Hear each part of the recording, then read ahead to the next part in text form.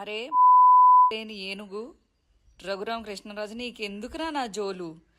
నీది నీది నువ్వు చూసుకో. ఎందుకు ఊళ్ళో వాళ్ళందరూ ఆటల్లోనూ ఇలా చూస్తావు? ఎందుకురా చెత్తన?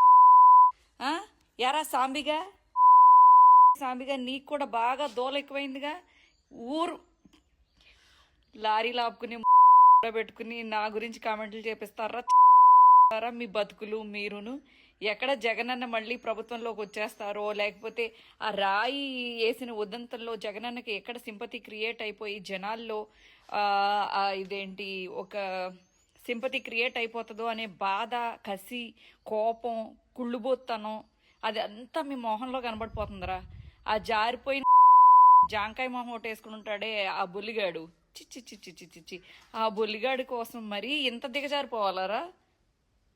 మీ బతుకులు జడ, మీరు నాశనం అయిపోను.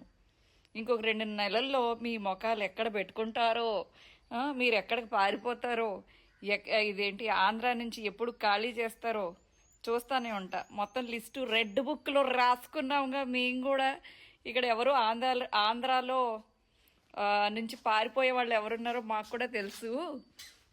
చూద్దాం ఆంధ్రాలో ఏ మొహం పెట్టుకుని తిరుగుతారో. ఈ మొఖాలన్నీ వీళ్ళందరూ హైదరాబాద్ నుంచి దిగబడిన టూరిస్ట్ బ్యాచ్. యాక్చువల్లీ వీళ్ళ ఉండి సస్తేగా ఆంధ్రాలో. ఆంధ్ర డబ్బులు కావాలి, ఆంధ్ర జనాలు కావాలి, ఓట్లు బాగా మింగి తినాలి. మనం మాత్రం ఆంధ్రాకి ఏం చేయొద్దు. గెలిస్తే అక్కడ ఉందాం, లేకపోతే హైదరాబాద్ ఫామ్ హౌస్లో కులుకుదాం, ప్యాలెస్లో.